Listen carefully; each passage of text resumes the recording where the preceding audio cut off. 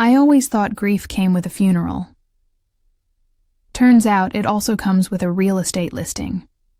The email came at 7:43 p.m. on a Thursday.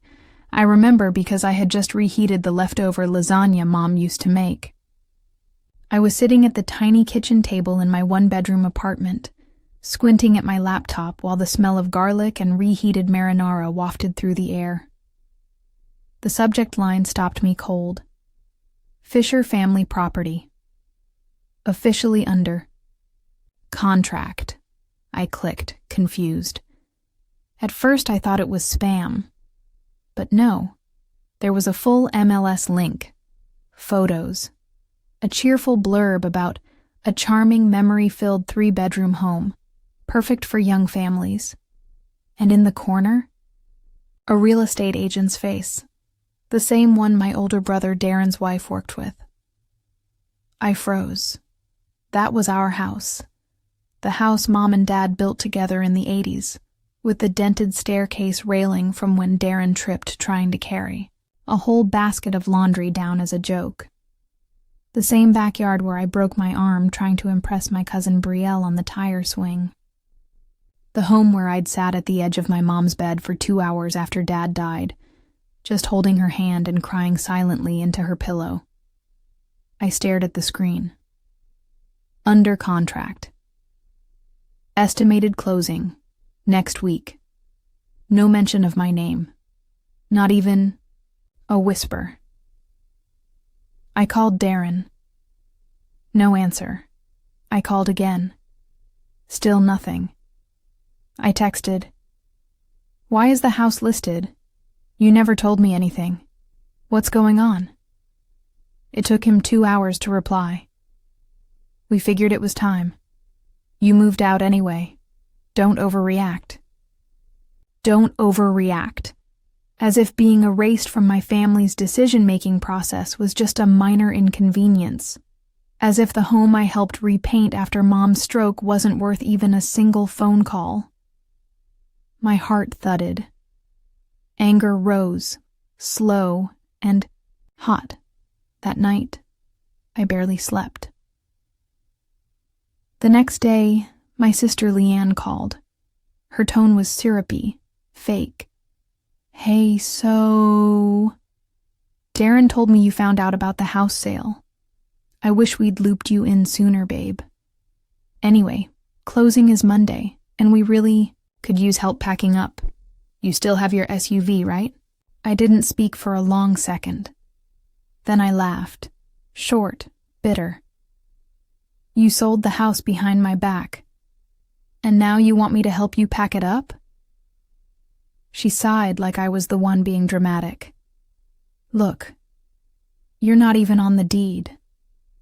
After Mom passed, it was just Darren and me listed. You moved out years ago. It's not personal. You know how these things work." Actually, I didn't. Because the last thing Mom ever told me about that house, after her diagnosis, when I stayed up, nights making sure her meds were taken, was this.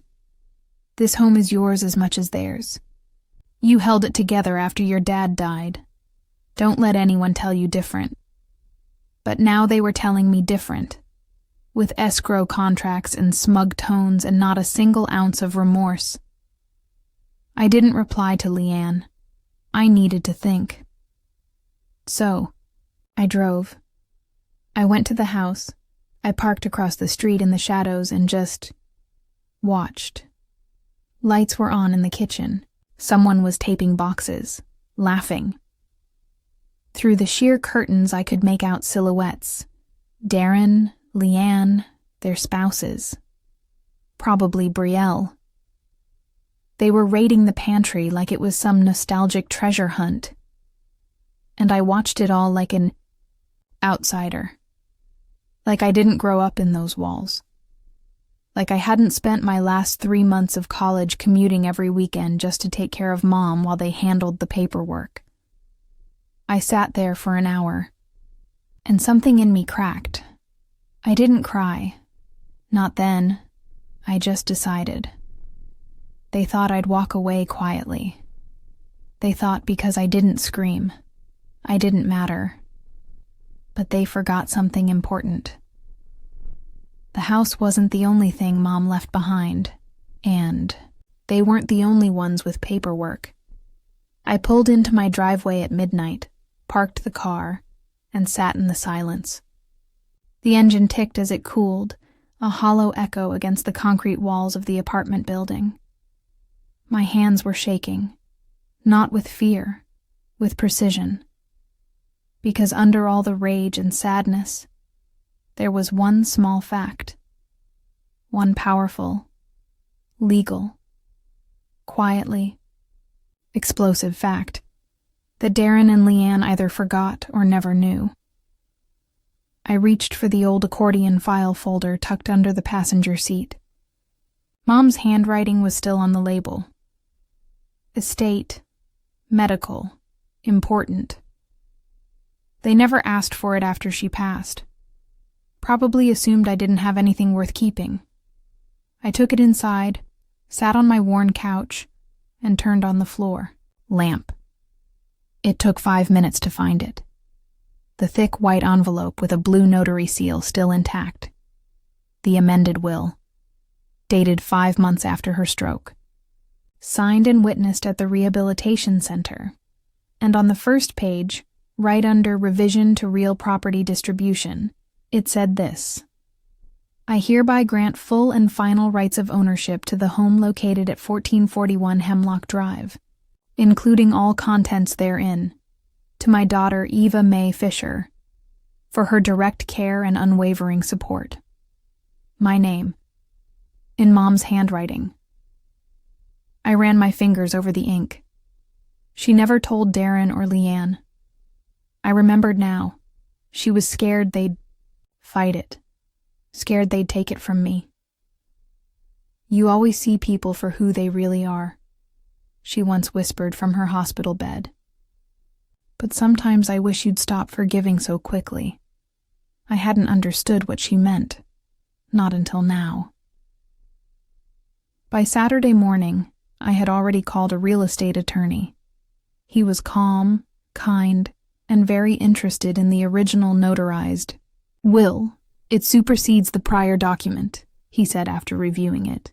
If this was never entered into probate, and the house was sold fraudulently, we may be looking at legal action to undo the sale or go after damages. Either way, the buyer's agent needs to be informed, immediately. Undo the sale? Repeated, stunned. If it was sold illegally, yes, you're the legal heir.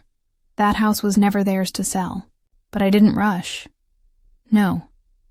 Because something about their confidence, their ease, made me want to wait just a little longer. To let them believe it was done. That I was sidelined. That they'd won. They needed help moving? Fine. I texted Leanne, back that night. I'll come by Sunday. One last goodbye, I guess. She replied in seconds. Thank you. Bring gloves if you can. We boxed most of the kitchen. Darren says we're renting a U-Haul in the morning. I stared at my phone and smiled, not out of kindness, but out of cold, measured irony. They thought I was the help. They had no idea I was the owner. Sunday morning came crisp and cloudy. I wore jeans and a hoodie. No makeup. Nothing that looked like a confrontation. I pulled up in my old SUV and parked across the street, same as before. But this time, I walked. Up the driveway like I owned it, because I did.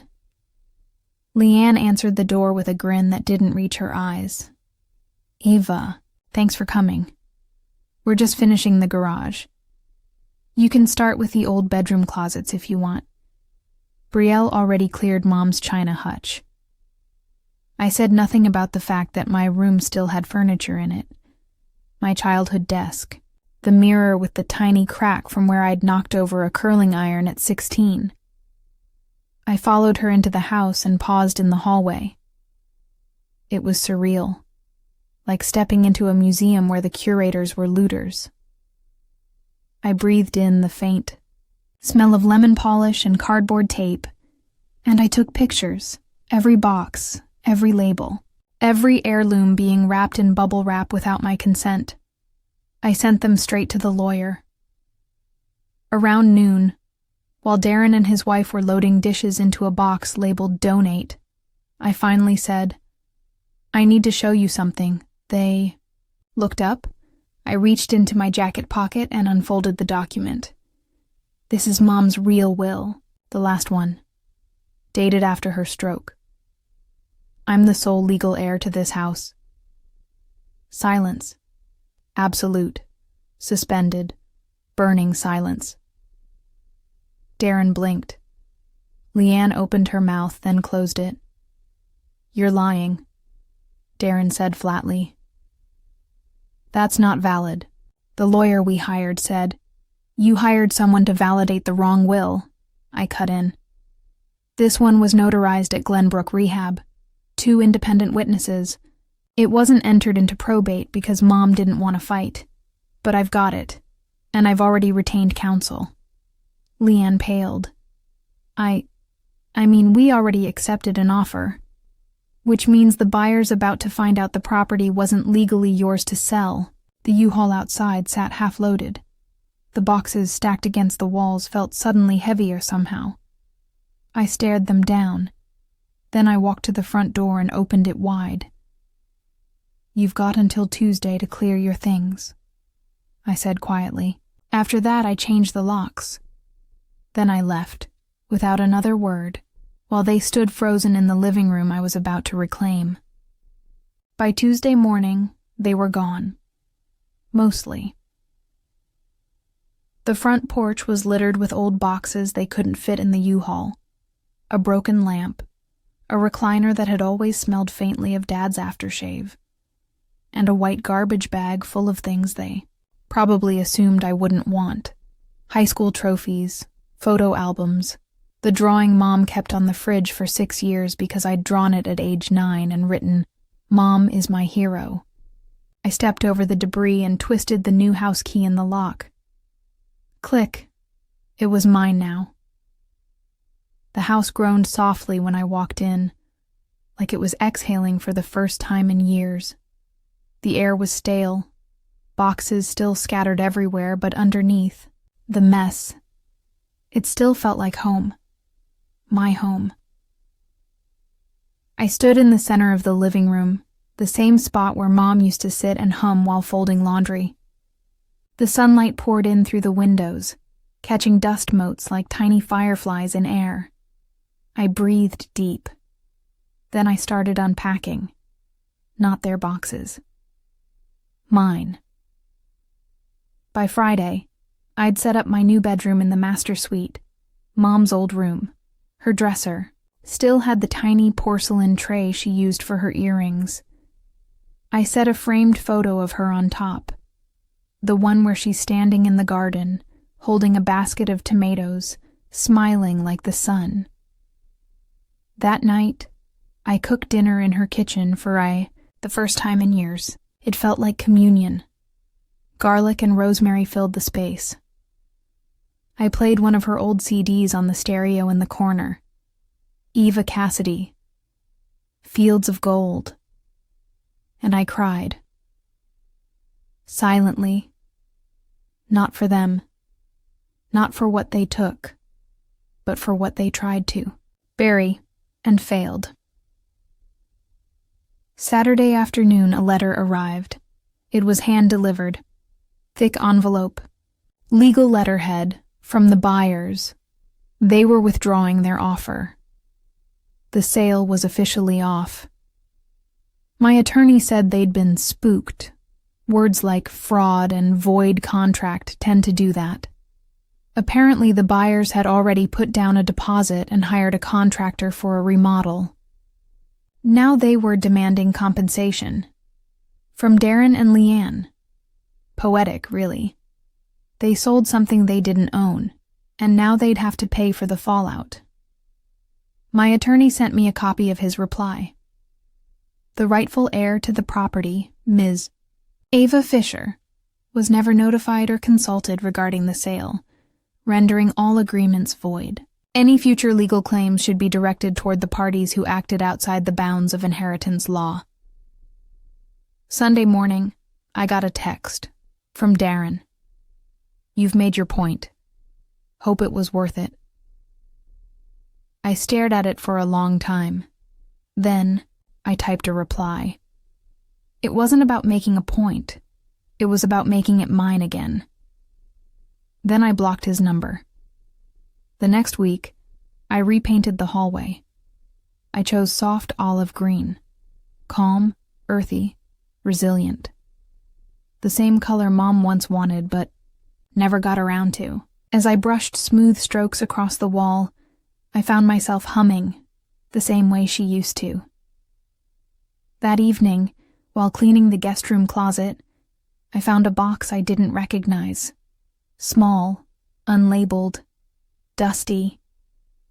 Inside, a bundle of letters. Some, from Mom to me, never sent. Others, journals. Her handwriting was everywhere. Notes about the will. Worries about Leanne's entitlement. Frustration that Darren only came around when money was involved. And one short page, folded in thirds. If Eva finds this, it means she stayed. She chose this home, even after everything. If that's the case, then I made the right choice. And to whoever's reading this, know that this home lives because of her. She didn't abandon it. She held it. She loved it, like I did. I sat on the floor with the paper pressed to my heart, tears slipping down my cheeks in quiet, grateful rivers. It started with Mrs. Delaney from across the street. She knocked on my door holding a Tupperware container of peach cobbler and a face lined with curiosity. "I saw the U-Haul last week," she said gently. "Then I saw you pulling weeds yesterday and I just had to come ask, are you back, Eva?" I smiled, exhausted but grateful. "I am," I said. "For good this time." Her face lit up like Christmas lights. "Well, thank God. I thought they'd sold it to strangers. That would have broken your mother's heart." It struck me how quickly people around here had noticed, how closely they'd watched what happened to this house. And to me. "They tried," I said, my voice even. "But it turns out the deed had my name on it." She nodded slowly, knowingly, and handed me the cobbler. "You were always the one she trusted most." That night, I walked out onto the porch with a blanket over my shoulders. The wind was soft, and the street quiet. The porch swing creaked as I sat down. It was still the original, the one Dad installed back when I was 6. From across the street, I could see the curtains shift in Mrs. Delaney's window. Then next door, Mr. Ames nodded at me from his driveway, where he was watering his shrubs. Word was spreading. Not just that I was home, but that I'd won something. Not just legally, but emotionally. That I had come back for something bigger than property. That I had reclaimed dignity. The following Monday, a letter arrived from Darren and Leanne's attorney. Thinly veiled threats.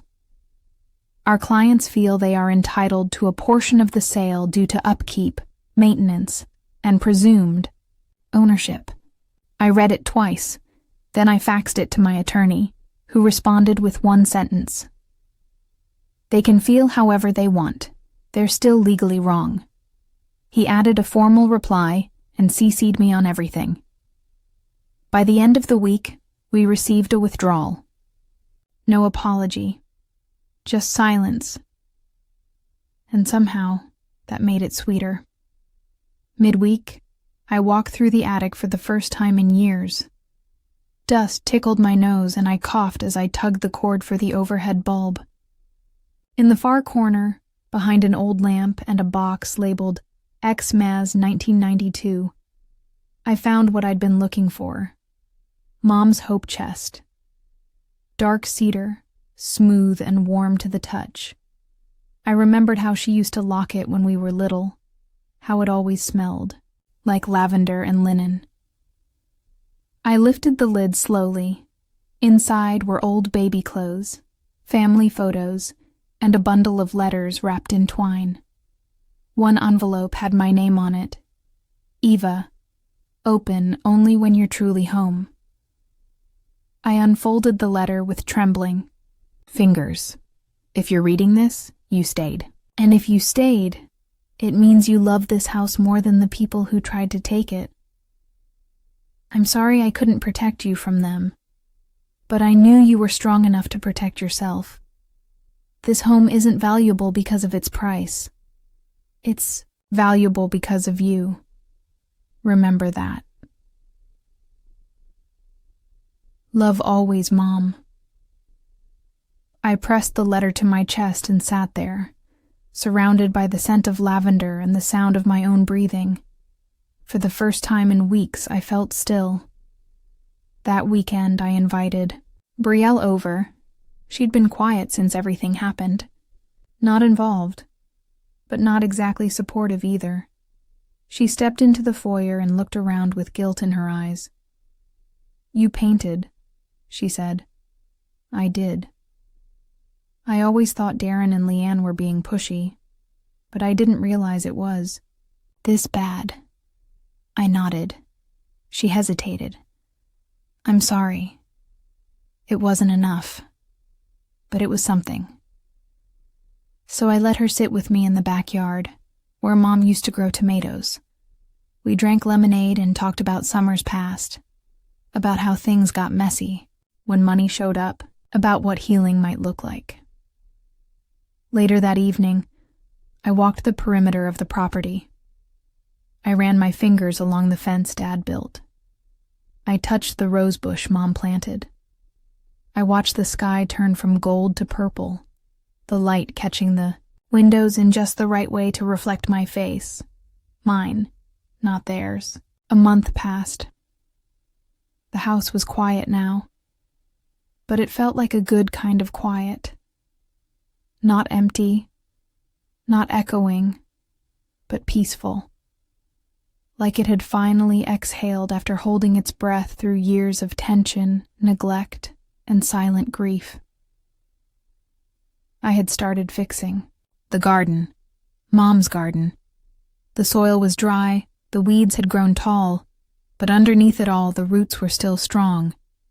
I planted new lavender, clipped back the dying roses, and installed a small white bench at the edge, where her wind chimes still hung from the maple. Every morning, I sat there with coffee, letting the breeze carry fragments of memory to me. Sometimes, I still heard Leanne's voice in my head, all sugar and knives. You moved out years ago. It's not personal, but it was. That Friday morning, I found another envelope in the mailbox, handwritten, no return address. Inside was a single folded sheet of lined paper, and a check, a cashier's check. 24,000 baden, no note, no explanation, just those numbers in perfect machine-typed ink. My breath caught. It was from Leanne. I recognized the handwriting on the envelope now. I turned the check over and found one sentence scribbled in pen. For what we took. We know we crossed the line. No apology, no signature, just that. I sat on the porch and stared at it, numb. It wasn't guilt, I knew that much. Leanne didn't do guilt. It was fear, legal fear, reputation fear. Fear of me actually going public, or worse, back to court. Still, I deposited it, not because I forgave her, but because I'd earned it. That same week, I had the locks changed again, not out of necessity, but for closure. I replaced the rusted doorknob on the back patio and swapped the mailbox key. I donated the recliner Dad used to sit in, even though it tore me apart to do it. I kept the flannel blanket, though, the one that always smelled like Old Spice. I was learning to separate the memory from the thing. One afternoon, I ran into Mr. Ames again while trimming the hedge between our yards. He adjusted his cap, gave me a long look, and said, "Your mom would be proud of you, you know. Not just for staying, for standing up." I nodded. "Thank you." He cleared his throat, as if hesitating. "Your brother? He came by last week." I stiffened. He didn't come to the door, just parked across the street for a while. Sat in the car, left after 10 minutes. I didn't ask for more. I didn't need to. The next Sunday, I hosted dinner for the first time. Nothing big, just Brielle, Mrs. Delaney, and a neighbor couple I remembered from childhood. I cooked lemon rosemary chicken, set the table with Mom's porcelain, and let everyone walk through the newly painted rooms. They smiled, wide-eyed. "This place looks like it's breathing again," Mrs. Delaney said. "It's not a house anymore," Brielle added. "It's a home again." I didn't cry this time. I just listened. Let the wind chimes sing a little. Let the healing keep happening. Quietly. Later that night, I walked barefoot through the hallway and paused by the linen closet. The light bulb flickered when I opened the door, just like it always did. I leaned in and pulled down one final box I hadn't dared open before, labeled in fading Sharpie. "Eva, private, do not throw away." Inside was a stack of my journals from middle school, a few worn-out letters I wrote to Dad after he passed, and a Polaroid tucked into a book. The photo showed me and Mom, both of us covered in dirt from the garden, holding a watermelon we had somehow managed to grow. I was maybe 12.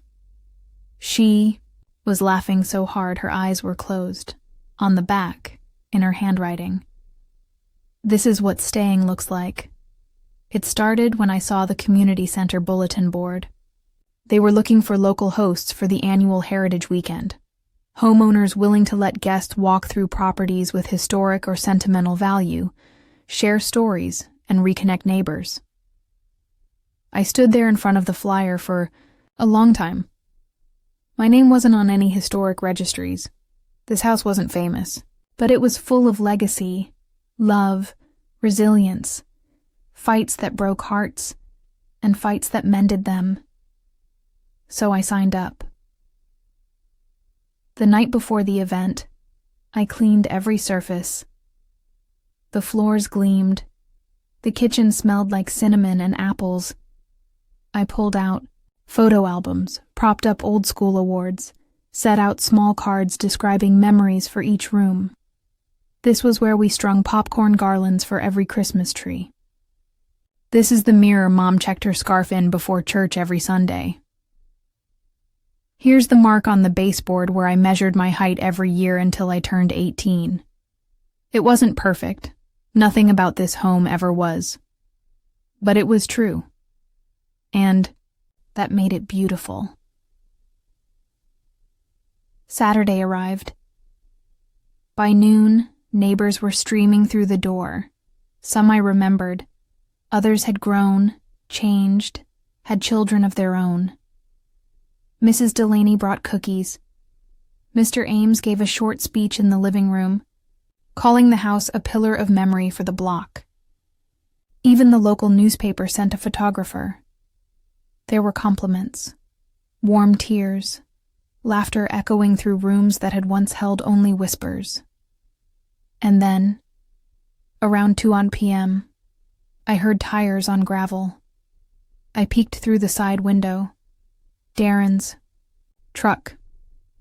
Leanne's SUV behind it. They parked at the end of the block. Didn't get out at first. Just sat there, watching.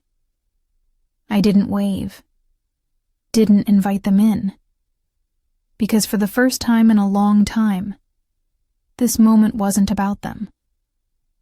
Later, I heard from Brielle that they asked her how I could just act like they never existed. She told them, "She's not acting. She's healing. There's a difference." That night, after everyone had left, I sat in the dining room alone with a single glass of wine. The house was quiet again, but it wasn't lonely. I was surrounded by echoes that didn't hurt anymore, memories that didn't claw, just peace. I walked outside onto the porch, pulled my cardigan close, and looked up at the stars. Mom used to say stars were reminders, that someone up there always remembered us, even when people down here forgot. I closed my eyes. I remembered. You, Mom. I remembered everything. It was late October when the letter arrived. Again, no return address. But this time, it wasn't a check. It was a package, a cardboard box, weathered at the corners, addressed in Darren's handwriting. For a minute, I considered tossing it straight into the bin, but curiosity, or maybe just closure, got the better of me. Inside were things I hadn't seen in years. A stack of old VHS tapes, a Ziploc bag of Polaroids from family road trips, most of them with me cropped out or half turned away, and a small, cracked music box I hadn't realized was missing, the one Dad bought me from that flea market in Colorado when I was 10. It used to play Edelweiss. I wound it up hesitantly. It still worked. The note inside the box was only 4 lines. Long. We found these when clearing out the storage unit. Figured they meant more to you than to us. We didn't mean for things to get this bad. Sorry. No signature, no names. Just a scrap of guilt wrapped in cardboard, and a few ghosts packed neatly in bubble wrap. I placed the tapes aside. Maybe one day I'd watch them again. Not today. Today, I took the music box upstairs and set it on the dresser, beside Mom's framed garden photo. When I wound it again, the tune seemed slower. Maybe it was just my ears, or the weight of time. But it still played, and that was enough. That evening, Brielle came by. She brought Thai food and wore a look that meant she wanted to talk. She sat on the couch with a pillow clutched to her chest. "I saw Leanne," she said, "at the grocery store. She asked if you'd opened the package." "I did," I said simply. She said they've been talking about selling their house. Darren got laid off. Something about unpaid taxes. I raised an eyebrow. Karma moved fast these days. Brielle hesitated. "She asked me to ask if you'd consider talking. She said you might be willing to sit down, just once." I didn't answer. Right away, the house was so quiet I could hear the ticking of the kitchen clock. "I don't need an apology," I said finally, "and I don't need their explanation. I have the truth. That's more than they ever gave me." Brielle nodded slowly, her eyes understanding. "I told her you probably wouldn't," she whispered, and we let the silence hold us. That night, I walked the house again, this time with fresh eyes. Every wall painted, every photo hung. The air smelled like lavender again. Real lavender. I had planted some near the window, and now it crept in with every breeze. I paused in the hallway, my hallway. There was a frame there now, a quote I printed out the day after the open house. "Just because they tried to bury you doesn't mean you died. Sometimes roots grow in the dark." Winter arrived with soft flurries and long shadows. The first snow fell like silence, gentle, unannounced. I watched it from the living room window, wrapped in a sweater Mom once knitted, Outside, the garden bed slept beneath their blanket. Of frost, the wind chimes whispering secrets only the house and I could hear. There was nothing left to prove now. No more legal letters. No more boxes from the past. No knocks on the door. Darren and Leanne had faded into quiet, distant silhouettes. Too proud to return. Too exposed to act like nothing had happened. Brielle said they'd sold their home at a loss. I didn't. Rejoice in it. I didn't need to. This was never about revenge. It was about restoration. Of truth. Of memory. Of home. The attic was the last part of the house I hadn't fully gone through. One afternoon, I pulled on thick socks, grabbed a flashlight, and climbed the creaking ladder. The light cast long shadows on old trunks and crumbling cardboard. Moved slowly, methodically, until I saw it. A thin wooden box tucked behind insulation and dust. Inside, sealed in a yellowed envelope addressed in fading ink. Ava, if I don't get to say this in person. My throat tightened. I sat on the attic floor and opened it with trembling fingers. My darling girl, I don't know what day you'll read this. I don't know what they'll tell you or what they'll take. But I need you to know one thing. You were never less. Not less than them. Not less deserving. Not less loved. You stayed beside me when my hands couldn't hold a spoon. You remembered my stories when I couldn't. You didn't ask for anything, and that's why you deserved everything. They'll come with explanations. Maybe even guilt. Don't let it eat you. Don't let it reshape you. The house is not just bricks and boards. It's you. It's every dinner you reheated.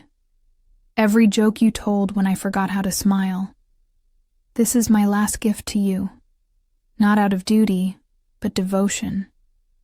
And if you ever wonder if I saw you, I did. Every minute. Love always. Mommy sat there, in the quiet, snow building on the roof above me. Letter pressed to my chest, tears sliding silently down my cheeks.